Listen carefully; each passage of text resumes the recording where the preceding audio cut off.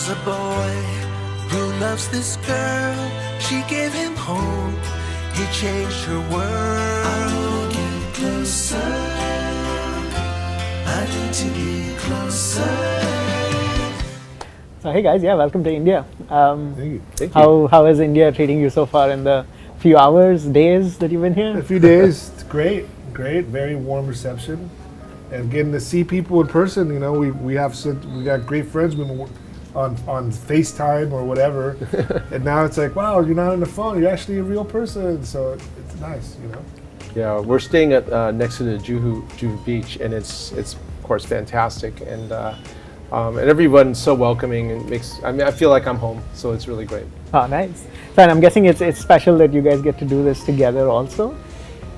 It's very special, and I would told Dave it would be really great if he traveled with me because I would feel very insecure by myself here. So yeah, and he's been here. This is his fourth time, so again, it's great. Nice. So is there some advice you've been given Alan about India so far?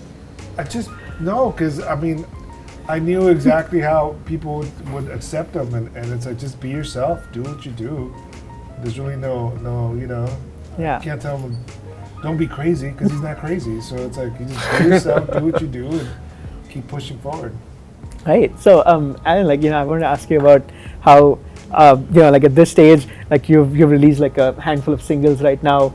So I want to ask, as somebody who's I guess restarted his career in music in a way, what does it mean for you to have a career in music right now, where you're at in life?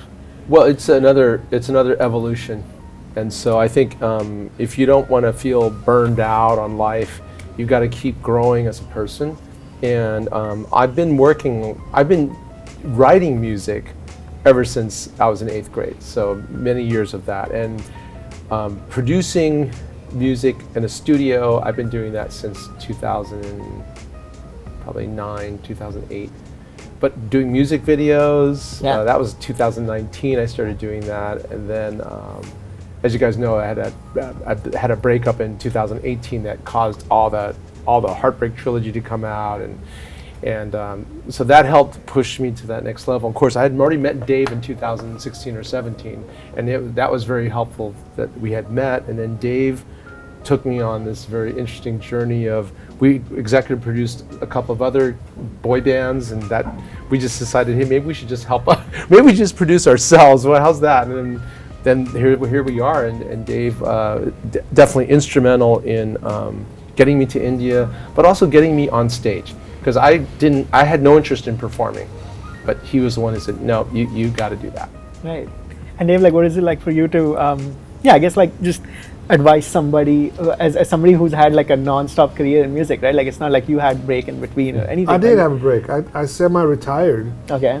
And Alan was always trying to push me back into getting to do, because I have a daughter, I'm married, so I was doing other things, and he was trying to get me to do Flipsyde again and get back on, because I wasn't very happy, So,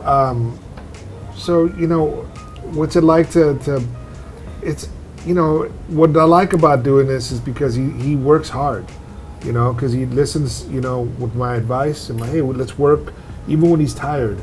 So it's a breath of fresh air having somebody that takes, the work ethic that I have, which is crazy, because when it comes to music, I don't sleep, I just play it, so he brought me back into being, appreciating and enjoying it and being happy with music. So.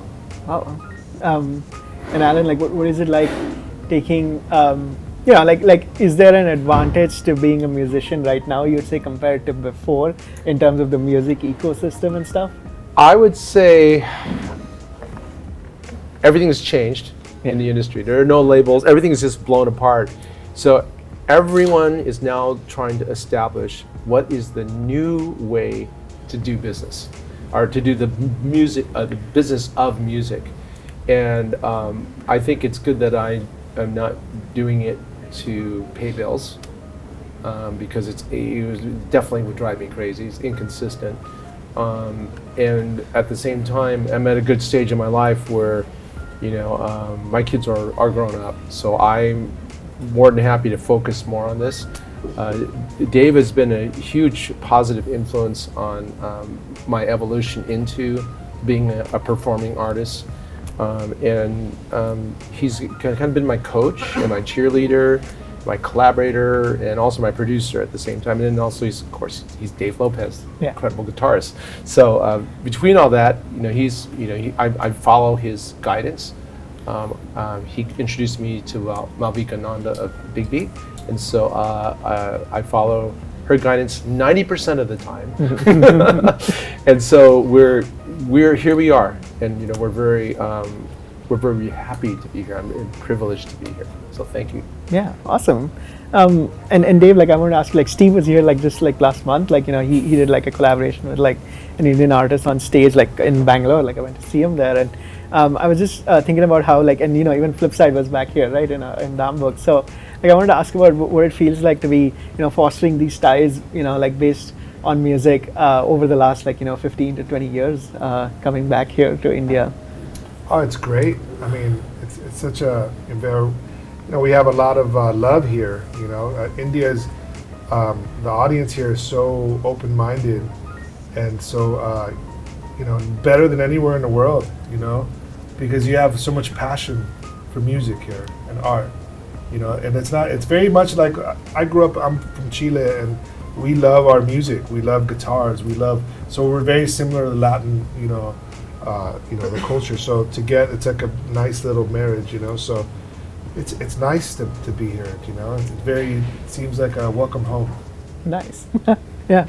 And I was reading, I think, probably I think the interview that we did over email, where you were talking about how Dave was the one who sort of advised you about starting your performing sort of career in India. Can you tell me a bit about that, and just in the way that because it's not easy for American artists to come all the way here. I'm sure you guys know that. You look at the flight tickets, you know where it's like. But more than that, I mean, just logistically, or just in terms. So yeah, what sort of informed that decision that way? I think I just basically put my career in David's hands. Okay. And so and sometimes you have to do that. If I didn't love Dave and trust him, I wouldn't. You wouldn't say, okay, I'm just going to follow your lead and just do this. And so coming here wasn't easy, but at the same time, it was easy also. It was kind of a mixed bag, right? Because I had Dave next to me at the airplane, so it was easy. Well, good, I'm going with Dave. I'm not going with anybody else who's high maintenance. So, and Dave and I we already know each other pretty well after playing together and going through different kind of challenges already. I knew Dave would be a good traveling partner. Right. So. And I'm guessing so this is you guys with a band out here in India, right? Playing a few. And that was fabulous. Oh. I mean, we have our tour manager Manu was able to procure a couple of a drummer and a bass player, and of course we have Troy from Bangalore. So there's a gentleman in Bangalore. I was on Instagram and I saw this guy singing a Flipsyde song, and he not only sang, he did all the rapping, he sang, and then he did my guitar solo. Wow. And so I started following him, and I just loved him so much because he'd always played the current songs or whatever, and we did release the record, and whenever I go in the studio, I would record the song, and then we move on to the next song. I never play the song again, right? I forget how to play it. And so I watched him play my parts, and I'm like, man, he plays it better than I do. So I'm like, you got to teach me how to play my song, my parts. So I wanted to bring that guy around because he works so hard, and I'm a fan of him. I'm a fan of so many musicians in India. Even when I'm in the hotel, seeing a guy playing the flute, like traditional Indian instruments. Yeah. I see guys playing guitar, I play guitar. It's like, whatever, right? And not that it's not good. Sure. It's just that I know how to do that, But when I see different instruments and it's like that really makes me go, wow, I can't do that. That's how the collaboration works. You don't want to collaborate with somebody that does the same stuff you do, right? Then it's just kind of, But when you have different styles, so I love that, And Troy plays every kind of style, so. Cool. So, and I'm guessing, so this is obviously different from when both of you get to play, like, or when you play solo, like out in the US, I'm guessing, right? Like, whatever the few shows that you played so far in the US, like, what is All I did was I just got up and sang. Oh, okay. I don't play anything. I do. I pretend to play guitar with Dave's. We have a team. You know, our drummer is also one of the Flipsyde producers, and I've been working with him since our first album. His name is Rayto Peter.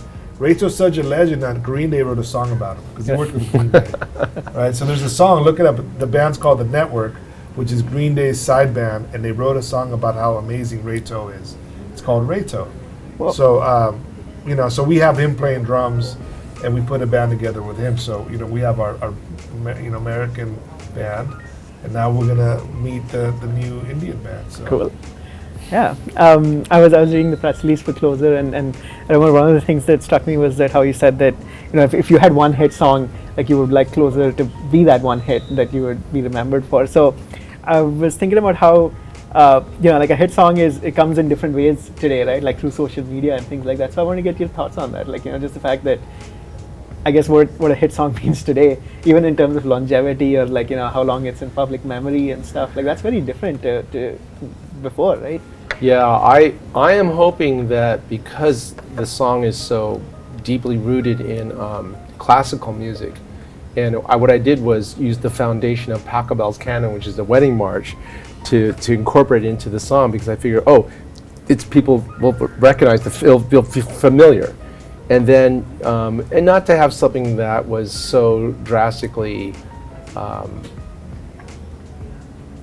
unrelatable that they can't it would be like people who are 18 to 88 can all relate to this song, and it's I try to make it a very melodic ballad versus something that was talking about the latest gold earring they got. Just something that was more relatable. Yeah. And I'm hoping that like I said, if the song is marketed correctly, promoted correctly, that it will be one of those things that just goes slowly up the top, and just stays there for a while, and everybody gets a chance to hear it. Right. Cool. Dave, you got any thoughts on that? Just like, I guess, how different it is from before, like where you had a label who, made you, like, they got you that reach to, like, say, places like India. But before, now it's like social media. I mean, there's a positive and a negative to everything. There's a positive to the old way, because if you got lucky enough to get a record deal, you get the machine turned on, And so I don't know enough about the world we're in now, because I don't really follow too much, because think about when you're writing songs, you're being creative, it's hard to listen to what's going on. I mean, I try not to so much, because then it distracts me from creative, So if I have a chance to listen to music, I'm trying to write music, I'm trying to play music, So I listen to the old songs, But as far as like what's happening now, I mean, there's so many positive things for that. Somebody could actually get ahead by posting at the right time, or you know what I mean. Yeah. And then you don't need a label telling you what to do. That sucks too, when you have a label telling you what to wear, or they tell you, hey, let's put a girl in the band. You know what I mean? You have like, okay, whatever, because you think they know. Not against anything against girls, but that's what happened to us. Yeah. We put a girl, and there was no longer about music; it's about dancing. And how do I play guitar. Yeah. So now there's a freedom to that. Record labels, you can write the best song in the world. You can write "Let It Be," and you give it to a record label. They're like, "How many followers do you have? Yeah. How many streams do you have?" So it doesn't matter if you're the Beatles now. Yeah. It's a different time. But I don't want to be negative about any of that, because I don't understand it. But good for people that are doing well. If you're doing well in this world, good for you. And True. Happy for anybody to have success. Yeah, absolutely. Just had a couple more questions here. One was just like, what are your plans while you're here in India, like outside of the shows, of course? Outside of the press as well, actually, yeah. Just meeting people. Yeah. Meeting you, meeting everybody Yes. here. That's the main thing, and getting some time to see some things. Sightseeing a little bit. Nice. Not me. Not you. I already told David, I'm here to work. I'm here to meet the press. I'm here to meet people. I'm here to perform, and good luck practicing some of those Bollywood songs. So, yeah, I was horrible. I just my retention is I can memorize something, but it takes me a while for my brain to totally absorb it to be able to. If someone's saying me a song, within exactly 1 minute, it's already out of my brain. I have to do it over and over again in order to remember. Oh man. And yeah, like what else is coming up through 2024 for both of you guys together as well as individually? Like what's up? What's coming up for 2024? It's more music, you know. We're gonna write more music. We definitely have to do that. We're gonna put out a music video with India in it, and so that'll be nice to show that we actually got to the point where we were doing shows, and then show the evolution of us doing a small show in California, and then all of a sudden we're doing a larger show in Delhi, and then a stadium show. Yeah. So that's really quick evolution of things, and that'll be a lot of fun. And then we have to write some more songs and record them. So that's part of our journey. We don't know where all this is going to go eventually. I'm not trying to predict anything right now. At the same time, we do have plans on going to Indonesia and Singapore, and after that, if the powers be, we might come back here, go visit Lucky Ali in Bangalore or something. I don't know. Nice. That'll be fun. Amazing. All right. Thank you guys. Thank you so much. Thank you Great very talking to much.